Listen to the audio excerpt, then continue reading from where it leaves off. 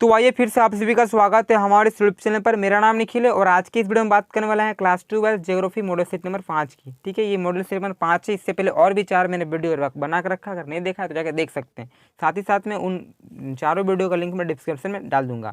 तो चलिए देख लेते हैं क्या है। देखिए, इस प्रकार से सामान्य निर्देश पता ही है। ठीक है, तो चलिए हम लोग पहला प्रश्न को देख लेते हैं फटाक से। समय को देखते हुए पहला प्रश्न देख लेते हैं हम लोग। तो आपका पहला प्रश्न पूछा जा रहा है कि भारत में जनगणना किस वर्ष प्रारंभ हुआ था। ठीक है, जो जनगणना हुआ था भारत में सबसे पहले कब प्रारंभ हुआ था। तो चलिए देख लेते क्या है। देखिए, भारत में सर्वप्रथम जनगणना 1872 में लॉर्ड मेयो के कार्यकाल में की गई थी, जो अधूरी और अपूर्ण रही। सबसे पहले जो हुआ था हमारा जनगणना वो 1872 में हुआ था और लॉर्ड मेयो के कार्यकाल में हुआ था। ठीक है, जो क्या रहा, अधूरी रह गया। फिर क्या हुआ कि 1881 में पहली बार व्यवस्थित जनगणना की गई। तब से लेकर अब तक नियमित रूप से हर 10 वर्ष बाद जनगणना की जाती रही है। ठीक है, पहले जो हम लोग किए थे 1872 में, लेकिन यह फेल हो गया, यानी कि सफल नहीं हो पाया। जब फिर से 1881 में जब हम लोग प्रारंभ किए, तब से लेकर अभी तक जो जनगणना होती आ रही है वो 10 वर्ष बाद होती रहती है। ठीक है, चलिए देख लेते हैं दूसरा प्रश्न। तो आपका जो दूसरा प्रश्न पूछा जा रहा है कि मिश्रित कृषि से आप क्या समझते हैं। जो मिश्रित कृषि है वो क्या है, आपको बताना है। तो देखते हैं क्या है आंसर। देखिए क्या है कि मिश्रित कृषि में फसलों और पशुओं को समान महत्व दिया जाता है। ये जो कृषि है, जो मिश्रित कृषि है ना, इसमें पशु और फसल दोनों को समान समान महत्व दिया जाता है। ठीक है, इस प्रकार की कृषि में फसल उत्पादन तथा पशुपालन साथ साथ किया जाता है। इसमें फसल उत्पादन के साथ हम लोग पशुपालन भी करते हैं इस कृषि में। किसमें, मिश्रित कृषि में। ठीक है, अब बात कर लेते हैं आपका तीसरा प्रश्न।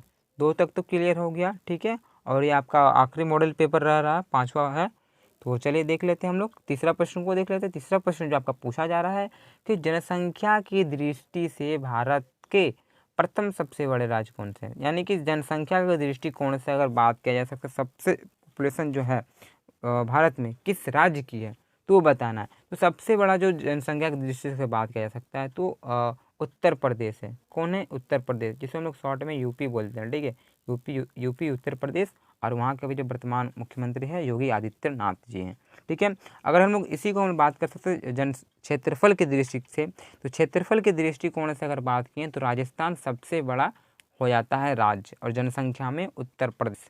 चलिए चौथा प्रश्न देख लेते हैं। क्योंकि चौथा प्रश्न पूछा जा रहा है कि किन्हीं 2 प्रमुख पेय पदार्थों का नाम लिखें। ठीक है, यहाँ पर टाइपिंग मिस्टेक हुआ है, प्रमुख यहाँ पेय होगा, पेय पदार्थ का नाम लिखना है। तो पेय पदार्थ जो है हमारा वो एक तो चाय हो जाएगा, एक कॉफ़ी हो जाएगा। ठीक है, यहाँ पर पूछा जा रहा प्रश्न चौथा नंबर कि किन्हीं 2 पेय पदार्थों के नाम लिखें, यानी कि पीने योग्य। तो चाय एक तो है, दूसरा कॉफ़ी। क्लियर। अब देख लेते हैं आपका 5वां प्रश्न। तो आपका जो 5वां प्रश्न पूछा जा रहा है कि धात्विक खनिज किसे कहते हैं। ठीक है, जो आपका धात्विक खनिज है वो क्या है बताना है। देखिए, जिन खनिजों में धातु प्राप्त होता है उन्हें धात्विक खनिज कहते हैं। ठीक है, जैसे कि लोह अयस्क, बॉक्साइट आदि। ठीक है, ये आधे हो गया, कोई बात नहीं, टाइपिंग में आदि होगा यहाँ पे। तो जिन खनिजों में धातु की मात्रा होती है या तो फिर धातु प्राप्त होती है उसमें लोग धात्विक खनिज कहते हैं। क्लियर। अब देख लेते हैं आपका छठा प्रश्न। देखिए, जो आपका छठा प्रश्न पूछा जा रहा है कि अंतर्राष्ट्रीय प्रवास को परिभाषित करें, यानी कि जो अंतर्राष्ट्रीय प्रवास है ये क्या है आपको बताना है। देखिए, सिंपल सी बात है, किसी एक देश से दूसरे देश या एक महाद्वीप से दूसरे महाद्वीप में होने वाले प्रवास को अंतर्राष्ट्रीय प्रवास कहते हैं। ठीक है, एक देश से दूसरे देश, यानी कि कोई एक देश है या तो एक इस देश से इस देश जाता है। ठीक है, इस देश से इस देश जाता है, यहाँ पे जाता है किसी कारण, तो इसे हम लोग प्रवास कहेंगे। एक द्वीप से एक महाद्वीप से दूसरे महाद्वीप, वही हो जैसे कि एशिया महाद्वीप का कोई है, यूरोप जाता है, तो बस एक महाद्वीप से दूसरे महाद्वीप जाता है, इसे हम लोग अंतर्राष्ट्रीय प्रवास करते हैं। यानी कि देश विदेश के लिए जाते हैं, यानी कि कोई भारत का है, ठीक है, वो भारत से कहाँ जाता है, अमेरिका जाता है। तो ये इस प्रकार से एक हमारा अंतर्राष्ट्रीय प्रवास हुआ। ठीक है, इस प्रकार से रहता है। अब देख लेते हैं आपका 7वां प्रश्न। ठीक है, जो 7वां प्रश्न पूछा जा रहा है कि काली मिट्टी की विशेषता बताएं। ठीक है, जो काली मिट्टी है, काली मिट्टी की विशेषता बताना है। ये काली मिट्टी की प्रमुख विशेषता यह है कि उसमें जल धारण करने की सर्वाधिक क्षमता होती है। ठीक है, जो जल धारण करने की क्षमता होती है उसमें अधिक होती है। काली मिट्टी बहुत जल्दी चिपचिपी हो जाती है तथा सूखने पर इसमें दर्रे पड़ जाते हैं। इसकी ऐसी गुण के कारण काली मिट्टी को स्वतः जुताई वाली मिट्टी कहा जाता है। ठीक है, ये रह गया आपका काली मिट्टी की विशेषताएं। देखिए काली मिट्टी में ज़्यादा कपास की फसल उगाई जाती है। ठीक है, तो ये रहे आपके 1 से लेकर 7 तक का प्रश्न। यहाँ तो आपका 5 ही जवाब देना था, लेकिन सातों का सातों प्रश्न आपको क्लियर कर दिए, जबकि आपको दिक्कत ना हो। अब बात कर लेते हैं लोग 8वां प्रश्न की। ठीक है, लेते हैं आज का 8वां प्रश्न। तो आपका 8वां प्रश्न पूछा जा रहा है कि ध्वनि प्रदूषण से आप क्या समझते हैं, इसे रोकथाम के लिए उपाय बताएं। यानी कि सबसे पहले हमको ध्वनि प्रदूषण को बताना है और इससे रोका कैसे जा सकता है उसको भी हमको उपाय बताना है।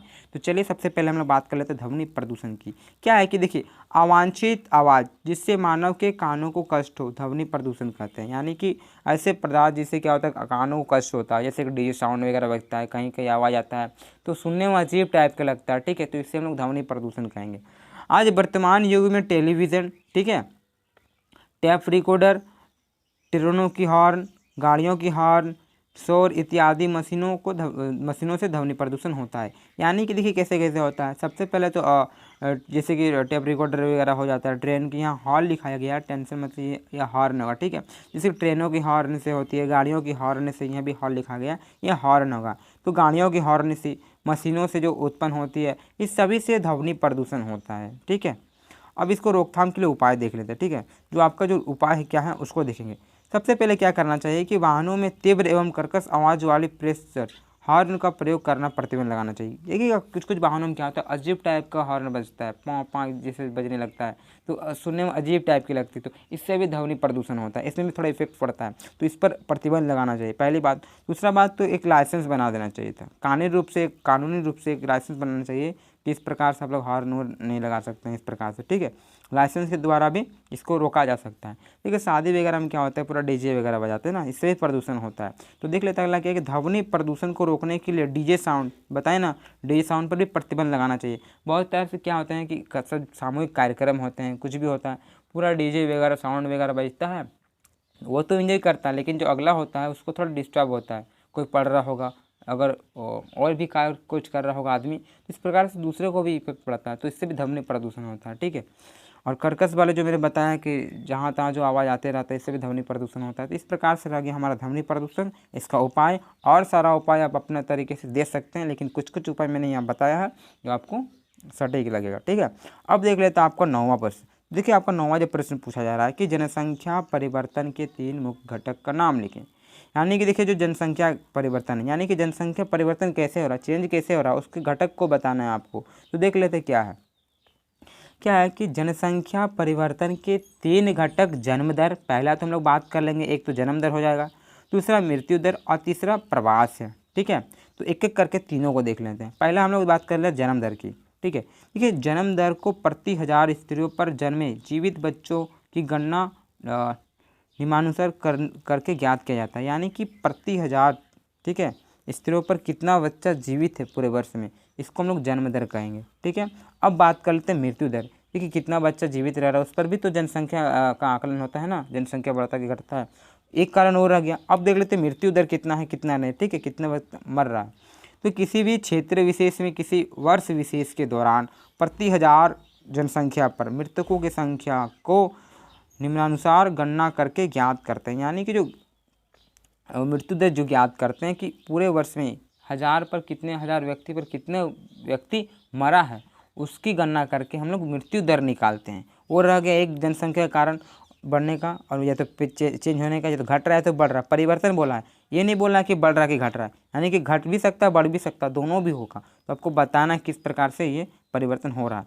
अब देख लेते हैं प्रवास क्या है। ठीक है, प्रवास से भी होता है। प्रवास यानी कि प्रवास मनुष्य और संसाधनों के बीच बेहतर संतुलन स्थापित करने की दिशा में उठाया गया कदम है। इसके अंतर्गत लोग प्रतिकर्ष कारक को, ठीक है, कारण एक स्थान से दूसरे स्थान छोड़ते हैं तथा अपकर्ष कारक को के कारण दूसरे स्थान, मतलब एक स्थान से दूसरे स्थान जाकर बस जाते हैं। देखिए प्रतिकर्ष कारक भी दो प्रतिकर्ष बोल रहे, प्रवास भी 2 प्रकार का होता है, एक तो प्रतिकर्ष होता है, एक तो मतलब अपकर्ष कारक होते हैं। प्रतिकर्ष कारक में क्या होता है, इसमें भी एक स्थान से दूसरे स्थान जाना पड़ता है छोड़ के, और अपकर्षक में भी एक स्थान से दूसरे स्थान जाना पड़ता है। इन दोनों स्थानों को जनसंख्या परिवर्तन करती है। यानी कि अगर कोई जाता है एक स्थान से दूसरे स्थान छोड़ के, तो यहाँ की इफेक्ट थोड़ा, यहाँ की जो जनसंख्या जहाँ से जा रहा है वहाँ संख्या थोड़ा घटेगी, लेकिन जहाँ पहुँच रहा है वो लोग वहाँ की संख्या बढ़ेगी। इस प्रकार से जनसंख्या में थोड़ा परिवर्तन आता है। तो ये रह गया आपका 9वां नंबर कंप्लीट हो जाता है। अब बात करते हैं आपका 10वां प्रश्न। देखिए आपका जो 10वां प्रश्न पूछा जा रहा है कि भारत में उपग्रह प्रणाली के महत्व का वर्णन करना है। जो भारत में उपग्रह प्रणाली है इसका जो महत्व है इसका आपको वर्णन करना है। ठीक है, देख लेते उत्तर क्या होगा। कि भारत राष्ट्रीय उपग्रह प्रणाली, ठीक है, इसरो द्वारा शुरू उद्देश्य भू स्थिर उपग्रह की एक श्रृंखला है जो दूरसंचार, प्रसारण, मौसम विज्ञान और खोज और बचाव कार्य के लिए उपयोग होता है। देखिए वर्ष 1883 में शुरू किया हुआ इंसेंट एशिया प्रांत क्षेत्र में सबसे बड़े देश संचार प्रणाली है। ठीक है, यह भारत सरकार के अंतरिक्ष विभाग, दूरसंचार विभाग, भारतीय मौसम विभाग, विज्ञान विभाग, आकाशवाणी और दूरदर्शन चैनल के एक संयुक्त उद्यम है। इस प्रकार से आपका यह रह गया जो भारत का उपग्रह प्रणाली है इसका महत्व। ठीक है, अब बात कर लेंगे हम लोग आपका 11वां प्रश्न। ठीक है, देखिए आपका जो एग्ज़ाम है डेट तो निकल चुका है, मार्च में होने वाला है, 24 मार्च से स्टार्टिंग है, तो वो लगे रहिए। और ये जो मॉडल पेपर क्लियर होता है, ठीक है, टर्म 2 का, इसके बाद हम लोग टर्म 1 का भी स्टार्ट करवा देंगे फटाक से। तो चैनल पे बने रहें, हमारे चैनल को सब्सक्राइब कर लें। अगर आप क्लास 12 के बच्चे हैं तो और भी फ्रेंड्स को शेयर करें। और क्लास 12 का स्पेशल जो ये चैनल है इसमें क्लास 12 के लिए 800, ठीक है, आर्ट्स में जो भी आते हैं आपका, जो जैसे कि पॉलिटिकल हो गए, हिस्ट्री हो गए, ज्योग्राफी हो गए, ये सारे जो सब्जेक्ट होते हैं इसमें ज़्यादातर हम लोग बनाते हैं वीडियो। तो देख लेते हैं आपका 11वां प्रश्न। ठीक है, तो 11वां प्रश्न पूछा जा रहा है कि गहन निर्वाह कृषि की विशेषता का वर्णन अपने शब्दों में करें। तो जो गहन निर्वाह कृषि है इसका विशेषता आपको बताना है, ठीक है, अपने शब्दों में। तो चलिए देख लेते हैं गहन निर्वाह कृषि क्या है, समझ लीजिएगा तो अपने शब्द में दे दीजिएगा आंसर। तो इसको पहले मैं समझा रहा हूँ क्या है। देखिए, इस कृषि पद्धति के अंतर्गत सभी कृषि उत्पादन बाजारों में क्रय के लिए ना होकर कृषक क्या करते हैं, कृषि को उपभोग के लिए होता है। देखिए क्या करते हैं इस कृषि पद्धति में के अंतर्गत क्या होता है, जो कृषक होते हैं ना, जो कृषि करते हैं वो बाज़ार में बेचने के लिए नहीं करते हैं। ठीक है, वो अपने परिवार के लिए, मतलब काम चलाओ भर के लिए करते हैं। गहन निर्वाह कृषि में कृषक अपनी आवश्यकताओं की पूर्ति के लिए सभी प्रकार के अनाज उगाते हैं। जैसे हो गया आपका दलहन हो गया, तिलहन हो गया, गन्ना हो गया इत्यादि करते हैं, यानी कि अपना काम चलाओ भर अपने परिवार के सहारे उगाते हैं। ये हो गया आपका गहन निर्वाह कृषि।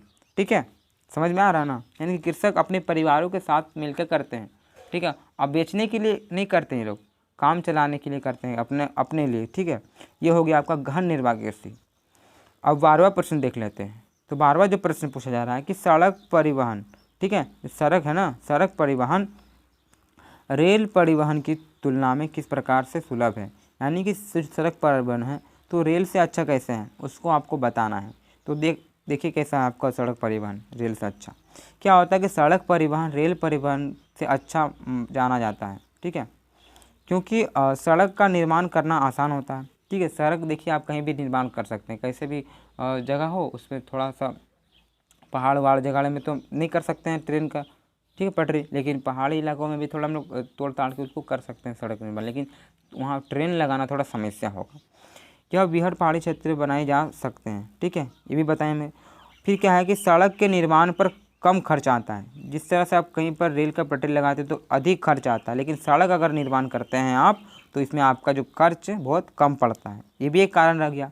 फिर कारण क्या होता है कि सड़क द्वारा वस्तुओं को उत्पादन के दरवाजे, जो उत्पादक होते हैं, ठीक है, उत्पादक के दरवाजे से उपभोक्ता के दरवाजे तक पहुंचाया जा सकता है। कोई व्यक्ति अगर कृषि कर रहा है और वो कुछ उगाता है, सपोज मानिए टमाटर उगा रहा है, तो क्या होता है सड़क एक माध्यम होता है, तो उसके द्वारा के सहारे क्या करते हैं हम लोग कि उसको कोई लेके टमाटर को लेकर बाज़ार तक पहुंचाता है। तो सड़क के वजह से होता है। अब ट्रेन लगा दीजिएगा तो ट्रेन में तो सब जगह तो ट्रेन नहीं है ना, क्यों नहीं लगता है, कुछ रीजन है उसी ने तो सब जगह ट्रेन नहीं लगता है ना, रीज़न, क्योंकि उसमें ज़्यादा खर्च आता है, वो नहीं एडजस्ट हो पाता है सब जगह में, इसीलिए ये कारण रह जाता है। फिर अगला कारण रहता है कि सड़क यातायात के सामान को बार बार उतारना चढ़ाना पड़ता है। जिस सड़क में क्या होता है कि यातायात का सामान होता है, बार बार चढ़ाना उतारना नहीं होता है, जबकि रेल में क्या होता है बार बार उतारना चढ़ाना, ठीक है, होता है। अब देख लेते क्या है कि कम दूरी के लिए विशेष रूप से सुविधाजनक है। जैसे कम दूरी के लिए यहाँ से मान लीजिए सपोज हमको 1.5 किलोमीटर, 1 किलोमीटर, 2 किलोमीटर तक पहुँचाना है, तो इस सब के लिए सड़क आसानी है, साइकिल से भी चल गए, सड़क अच्छा रहा, बाइक से भी चल गए, कैसे भी चल गए, मतलब चल जाते हैं, तो किसी प्रकार की समस्या नहीं होती। लेकिन रेल परिवहन में थोड़ी हम लोग को समस्या होती है। तो इस प्रकार से आपका 12वां प्रश्न रहता है। ठीक है, तो अब देख लेंगे हम लोग 13वां प्रश्न। तो आपका जो 13वां प्रश्न पूछा जा रहा है कि ठोस अवशिष्ट द्वारा होने वाले पर्यावरण प्रदूषण पर प्रकाश डालें। जो ठोस अपशिष्ट है, इससे जो पर्यावरण प्रदूषण हो रहा है, इसको आपको बताना है कैसे। तो चलिए देख लेते हैं आंसर। ठीक है, देखिए क्या है कि घरेलू अवशिष्ट जैसे कूड़ा करकट और खेतों से बहाए जाने वाले कीटनाशक और रासायनिक उर्वरक से युक्त, ठीक है, दूषित पानी जल निकायों को दूषित करता है। जैसे कि आपका घर का कूड़ा करकट हो गया, ठीक है, खेतों से बहने वाले जो भी आपका वो रह जाते हैं रासायनिक उर्वरक वगैरह, और आपका जो भी प्रदूषित होते हैं, वो कीटनाशक क्या होते हैं कि पानी में जाके मिल जाते हैं, जल निकायों में जाके मिल जाते हैं, इससे भी प्रदूषण होता है। फिर क्या है कि चमड़े के कारखानों से निकलने वाले गंदे कूड़े और पानी से बहुत से रासायनिक पदार्थ मिले होते हैं और उसे तीव्र दुर्गंध निष्कासित होता है। यानी कि जब उसमें मिल जाते हैं, चमड़े के कारखाने से गंदे होते हैं, फैक्ट्री वगैरह से जो निकलता है, और वो जब पानी में मिल जाता है तो उसमें किस तरह से स्मेल आने लगता है ना, गंध आने लगता है, तो इससे भी होता है। ठीक है, तो इस प्रकार से आपका 13वां प्रश्न का उत्तर है रह गया। ठीक है, अब हम लोग बात कर लेते हैं 14वां प्रश्न। तो जो आपको 14वां प्रश्न पूछा जा रहा है कि भारत में डेयरी कृषि जो है ना, डेयरी कृषि को बढ़ावा देने का उपाय बताएं। डेयरी कृषि यानी कि जो दूध वगैरह से जो कृषि होता है, तो उसे हम लोग डेयरी कृषि बोलते हैं। ठीक है, समझ रहे हो ना, वही है। तो बताना है, तो चलिए देख लेते हैं उत्तर क्या होगा। क्या है कि इस व्यापार में सर्वाधिक उन्नत एवं दक्ष तकनीक की सहायता से दुधारू पशुओं का वाणिज्य स्तर पर पालन किया जाता है। इसमें क्या होता है कि अच्छा तकनीक, न्यू टेक्नोलॉजी का जो भी मशीन वगैरह होता है, उसका दुधारू पशु यानी कि जो अधिक दूध वगैरह देते हैं, उसका पालन किया जाता है। फिर क्या है कि इस व्यवसाय में गहन मानवीय श्रम तथा पर्याप्त पूंजी की आवश्यकता होती है। इसमें क्या होता है कि आपको सबसे पहले तो जो मनुष्य यानी कि जो मानव, इसका श्रम यानी कि थोड़ा लेबर वगैरह लगता है, और इसमें थोड़ा पूंजी भी लगता है। ये जो कृषि होते हैं, ठीक है, डेयरी कृषि में इसमें थोड़ा पूंजी वगैरह लगता है, ये भी हो जाते हैं। और तीसरा पॉइंट है कि पालित पशुओं की आवाज़, ठीक है, चारा जैसे कि हो गया, भंडार हो गया, दूध उत्पादन में संयुक्त यंत्रों पर पूंजी व्यय की जाती है। यानी कि अब जो भी पशु हम लोग पालेंगे, उसको चारा देना पड़ेगा, सिंपल सी बात है, वो चारा के लिए पैसा लगेगा। ठीक है, चारा हो गया, भंडार हो गया, इस प्रकार से जो भी यंत्र वगैरह होते हैं, उसमें वही खर्चा आता है। यह रह गया आपके डेयरी प्रदूषण के कुछ महत्व बढ़ावा देने के लिए। ठीक है, तो बढ़ावा कैसे दिया जा सकता है, जब उसको अच्छी तरीके से हमें सारी चीज़ को दीजिएगा। ठीक है, अब देखिए कि पशु रखें हैं, चारा बढ़िया से देते नहीं, तो दूध तो बढ़िया देगा नहीं, तो वही बात हो जाता है इसमें भी। तो देख लेते 15वां प्रश्न क्या है। ठीक है, तो देखिए जो आपका जो प्रश्न 15वां प्रश्न पूछा जा रहा है, ये जो प्रश्न है पूछा जा रहा है कि प्रवास को परिभाषित कर लें। ठीक है, जो आपका प्रवास है, इसको सबसे पहले परिभाषित करें, और इसको प्रभावित करने वाले कारक है ना, इस कारक का भी वर्णन करना है। सबसे पहले प्रवास क्या है और इसको प्रभावित करने वाले जो कारक है उसको भी बताना है। तो देख लेते क्या है, प्रवास के प्रतिकर्ष कारक। ठीक है, प्रवास के परिभाषित करने वाले कारकों का वर्णन करें। तो प्रवास हम बताएं, प्रवास क्या है कि एक स्थान से दूसरे स्थान जाने वाले, छोड़ के जाने वाले स्थान को हम लोग प्रवास करते हैं। यानी कि एक स्थान से दूसरे स्थान कहीं भी आता है तो उसे हम लोग प्रवास करते हैं, कहीं गया प्रवास कर लेते हैं। तो इस प्रवास को परिभाषित जो कर रहा है, इसके कारक क्या है, कुछ कारक है ना, तब ना एक स्थान से दूसरे स्थान कोई जा रहा है, कुछ तो रीजन रहेगा ना, तो वही आपको बताना है क्यों जा रहा है। तो देखिए जब हम लोग बात कर लेते हैं प्रवास के कारक का, तो इस कारक को हम लोग दो भागों में बांटेंगे। सबसे पहले तो आप प्रतिकर्ष में बांट दीजिए, और एक होता है आपका अपकर्ष। तो प्रतिकर्ष और अपकर्ष दो प्रकार के प्रवास होते हैं, उसके आधार पर भी हम लोग बात करते हैं। तो सबसे पहले हम लोग बात कर लेते हैं प्रवास के प्रतिकर्ष कारक। ठीक है, इसको देख लें, तो इसके बाद देखेंगे अपकर्ष कारक। देखिए प्रवास के प्रतिकर्ष कारक में वे सभी कारक सम्मिलित होते हैं जो किसी व्यक्ति को अपना मूल स्थान छोड़ने के लिए बाध्य या तो फिर प्रोत्साहित करते हैं। प्रतिकर्ष कारक में वही आएंगे जो कि क्या है, किसी भी व्यक्ति को एक स्थान से दूसरे स्थान जाने के लिए बाध्य करता हो। ठीक है, कोई रीजन रहा होगा, ठोस रीजन रहता होगा कोई, या फिर बाध्य करते तो प्रोत्साहन मिलता है। ठीक है, तो इसे हम लोग कहेंगे प्रतिकर्ष कारक। जैसे उदाहरण अगर ले सकते हैं, जैसे कि बेरोजगारी हो गया, बेरोजगारी के कारण से आदमी को एक स्थान से दूसरे स्थान काम की तलाश में जाना पड़ता है। एक रीजन हो गया प्रवास का। दूसरा क्या था कि रहन सहन की निम्न दशा हो गया, ठीक है, अच्छी दशा नहीं वहाँ उस स्थान का रहने का। प्रतिकूल जलवायु, वहाँ की जलवायु अच्छी नहीं है, ये भी एक रीज़न हो सकता है। प्राकृतिक आपदाएँ, यानी कि बार बार वहाँ पर आपदाएँ आती रहती हैं, जैसे महामारियाँ भी हो गई। तो ये जो कारण हो गए ये रह गए आपके प्रतिकर्ष कारक, ठीक है। अब बात कर लेते हैं हम अपकर्ष कारक। तो जो आपका अपकर्ष कारक है वो भी देख लेते हैं। इसमें क्या होता है कि इसमें वे कारक सम्मिलित होते हैं जो किसी व्यक्ति को उद्गम स्थान की तुलना में गंतव्य स्थान पर सब बसने के लिए अधिक आकर्षित करते हैं। यानी कि ये जो प्रवास होते हैं कि अपनी ओर अट्रैक्ट करता है। कैसे करता है? वहाँ का जो भी रीजन होगा कि हाँ अभी आप जब सपोज मानिए भारत के है ना नागरिक हैं और आप बोलेगा कि हम जाएंगे अमेरिका, तो अमेरिका में कुछ ऐसा चीज़ होगा ना जिसको आप आकर्षित हो रहे हैं कि वहाँ पर नहीं अच्छा गाड़ी है, अच्छा व्यवस्था है, तो वहाँ की रहन सहन की दशाएँ उच्च हैं, वहाँ की जलवायु उच्च है, वहाँ सारा का सारा चीज़ है, शिक्षा भी अच्छा है, तो आप जाइएगा।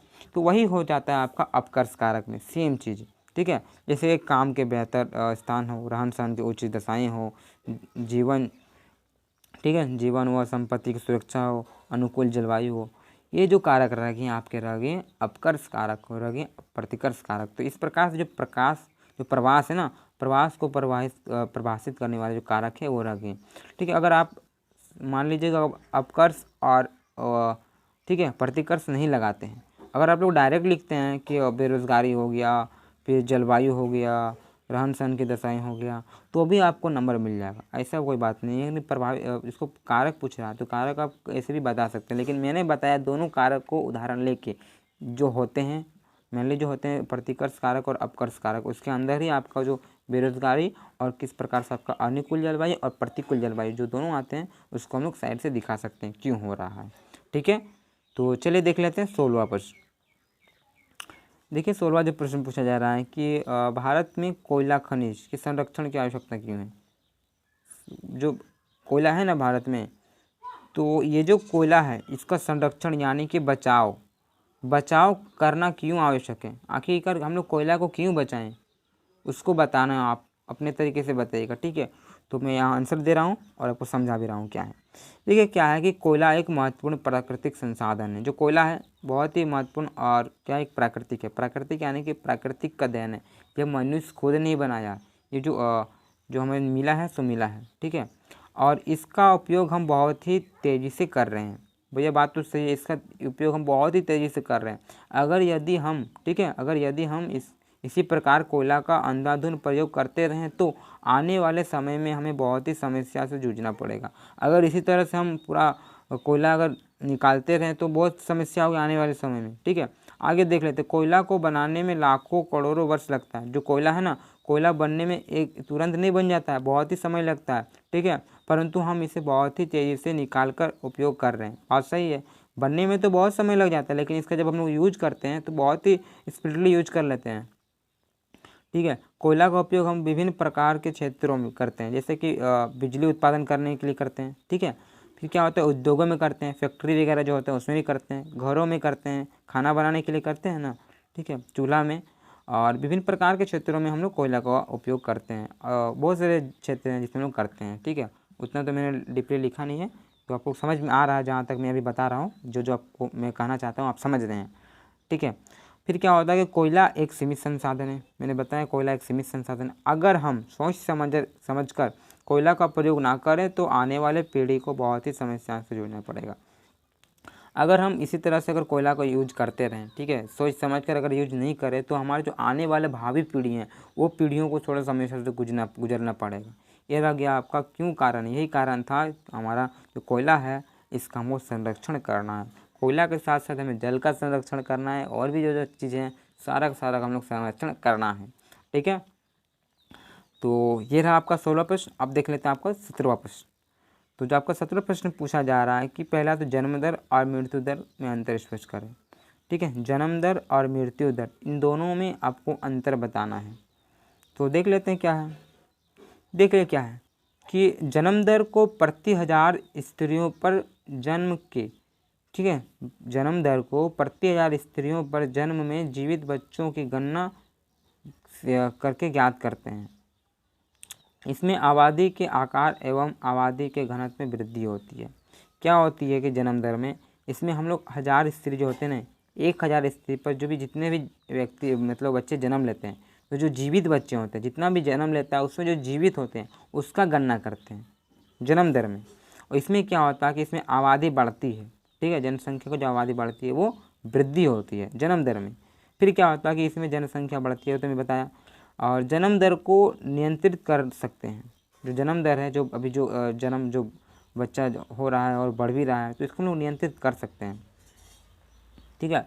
किसी क्षेत्र विशेष में की गई वर्ग विशेष में, अब हम लोग बात कर लेते हैं मृत्यु दर को। ये जो अब पढ़ेंगे डिफिनेशन, ये तो आपका मृत्यु दर हो जाएगा, ठीक है। तो मृत्यु दर क्या होता है कि किसी क्षेत्र विशेष में किसी वर्ग विशेष, ठीक है, किसी वर्ग नहीं किसी वर्ष विशेष में, यानी कि किसी भी क्षेत्र में किसी एक वर्ष में के दौरान प्रति 1000 जनसंख्या पर मृतकों की संख्या को गणना करके हम लोग याद करते हैं। यानी कि एक वर्ष में कितना व्यक्ति जन्म लिया और कितना उसमें मरता है, इसमें जो भी संख्या निकलेगा उसमें लोग मृत्यु दर को कहेंगे। और इसमें क्या होता है, इससे आबादी के आकार एवं आज़ादी का घनत्व कमी आती है। इसमें क्या होती है, जो आबादी होती है वो घटती है ना कि बढ़ती है, क्योंकि सिंपल सी बात बोला जा रहा है कि मर रहा आदमी इसमें ना, तो मरने से जनसंख्या घटता है, यही बात हो जाता है और कुछ नहीं। अब देख लेते हैं मृत्यु दर के क्या जो भी है ना, मृत्यु जैसे घट रहा है तो मृत्यु इसमें घटती है, बताए। अब मृत्यु दर को नियंत्रण करने का उपाय चलाया जा रहा है। जो भी मृत्यु दर है इसको बचाने का मतलब रोकने के लिए उपाय भी चलाया जा रहा है। 17वां प्रश्न हो गया। अब देख लेते हैं आपका 18वां प्रश्न और आज का अंतिमवां प्रश्न है। उसके बाद आपका जो मॉडल सेट नंबर 5 है आपका ज्योग्राफी का, उसका समाप्त हो जाएगा। इसके बाद का आपका टर्म 1 का, इससे पहले मैंने कुछ वीडियो बना रखा है, उसको भी देख सकते हैं। उसके बाद अगर कमेंट कीजिएगा तो हम टर्म 1 का फिर से स्टार्टिंग करवा दूंगा। तो ऐसे भी टर्म 2 को 1 का स्टार्टिंग करवाने वाले हैं हम लोग। तो टर्म 2 का आपका जो मॉडल पेपर है वो समाप्त होने ही वाला है। तो बस ये आपका ज्योग्राफी का लास्ट बचा हुआ है 5वां। उसके बाद कुछ जो बचा हुआ तो देख लेते हैं, फिर हम लोग टर्म 1 का भी स्टार्टिंग करेंगे और एग्ज़ाम का तैयारी में लगने वाले हैं।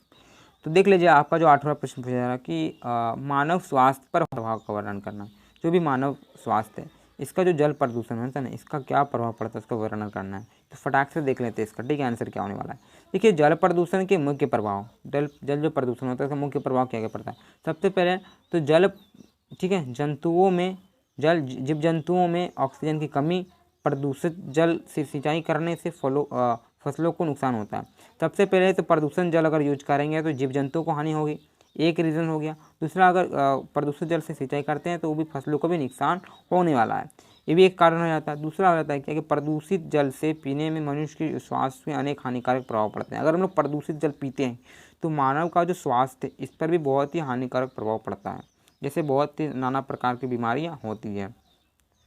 क्या है कि प्रदूषित जल में अनेक सूक्ष्म जीव होते हैं जो विभिन्न प्रकार के रोगों के कारण बनते हैं। प्रदूषित जो जल होती है इसमें विभिन्न प्रकार के सूक्ष्म जीव होते हैं जो भी बीमारी का घर बनता है, यानी कि बीमारी का ये कारण बन जाता है।